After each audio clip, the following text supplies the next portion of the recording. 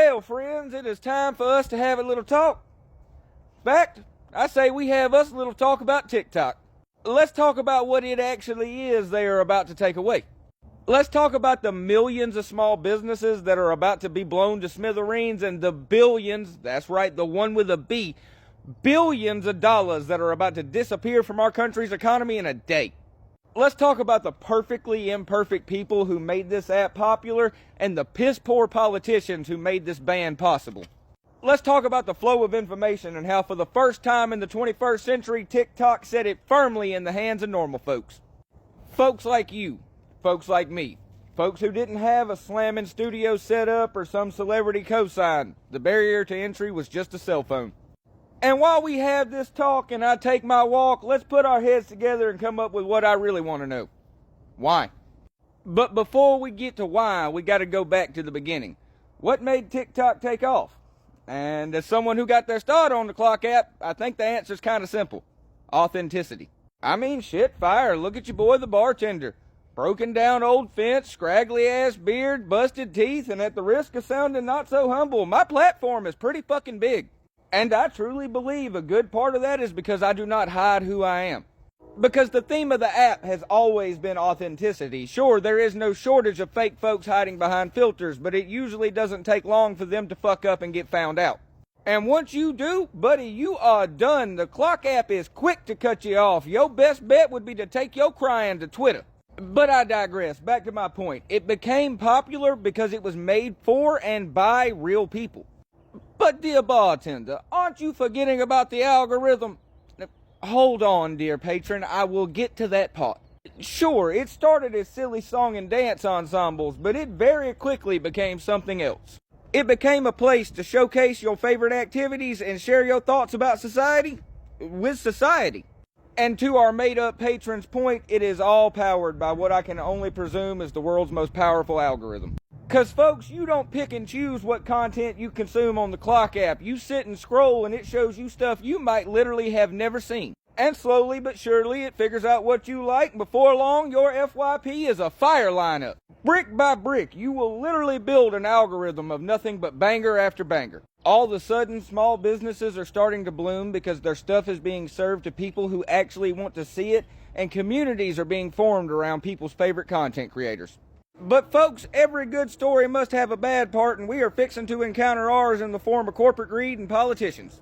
Before anyone gets worried, this bashing will be bipartisan. Both sides of the aisle fumbled this bag. You see, folks, the not-so-fine people that push policy up on Capitol Hill, well, they have a whole lot of power and make a whole lot of profit when it comes to social media. Except, it seems, one particular sector. The Clock app. Because the Clock app is the one place they can't just call the CEO and be like, hey, we don't want these people to say something, shut it down. Now, that's not to say the app doesn't have its own agenda. You damn sure can't say shit about Israel and expect it to get any attention. And they censor so much about sensitive subjects, you have to talk like a 2-year-old trying to tattle. But for the most part, the flow of information remained bipartisan. People from both parties were free to pontificate without fear of persecution. As long as you stayed within the community guidelines policy. And for the people in power, well, folks, they had to find a way to get rid of that problem permanently.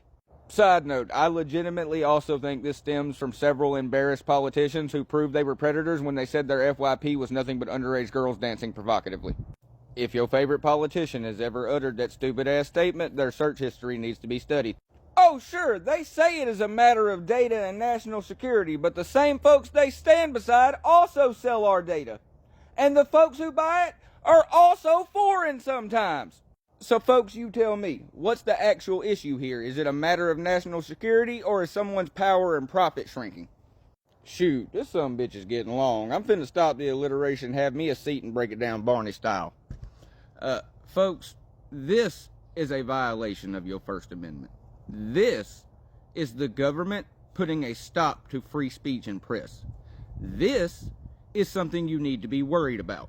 This decision being made is going to hurt literal millions of Americans and take billions of dollars out of our economy in the first month alone, and is never, and I do mean ever, going to save a single solitary American soul from shit. And the Supreme Court, the last bastion of justice for the people, is not concerned with stopping nothing. I mean, seriously, folks, can anyone, and I mean anyone, actually tell me why TikTok? Why TikTok when you got stuff like Telegram that's out here helping teenagers have adult conversations and keep it concealed? Why TikTok when you got Snapchat that has been used for trafficking since the beginning of fucking forever? Why TikTok when we can't even keep our kids safe in schools? Why are we even wasting our time talking about TikTok when there are 200 million other things we need to do first? Silencing an app should be the last thing on the list with the litany of reasons that this nation is in such a sad, sorry state. You know, I never really thought I would be this passionate about anything, but TikTok really helped me find my purpose. Outside of being a dad 6 months ago, I was just a dude. And don't get me wrong, I love being a dad. It is the greatest part of my life. But outside of it, this is what gives me hope. It's my outlet. Talking to you folks and sharing information and putting the alliteration into it, giving myself a challenge. I got all of that from the Clock app.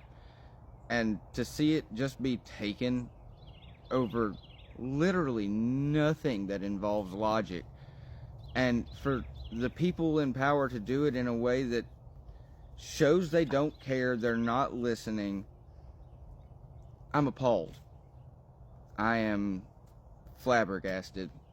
I could jack my jaw all day long about all the reasons it's wrong, but it's not gonna make anything turn right.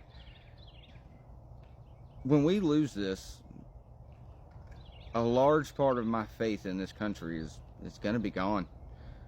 I'm not going to stop. I'm going to stay on the internet running my mouth until someone makes me shut up. But it's just incredibly sad that I even have to sit here and say this. I don't know, man. Feels like we lost the plot. Anyways, that's going to be my rant for the day. I doubt any of you actually made it this far, but if you did, thank you so very much. I'm going to be swapping full-time to the play button place. I will still be here on the Clock app if this is where you are watching this, as long as it is functioning, but for me, I am making the swap to long form. TikTok, thank you so very much for every single thing you gave me. Like I said, I wouldn't be here without it. I wouldn't be here without the almost 500,000 people that have hit that follow button and boosted me up. And I don't know what else to say other than thank you. That's my time. I'm gonna go be a dad for a little while. You know how this part goes. Keep the motherfucking boots out of your motherfucking mouth. And remember that the golden rule will always remain. Yeehaw, fuck the law. I love y'all. I'll see you down the line.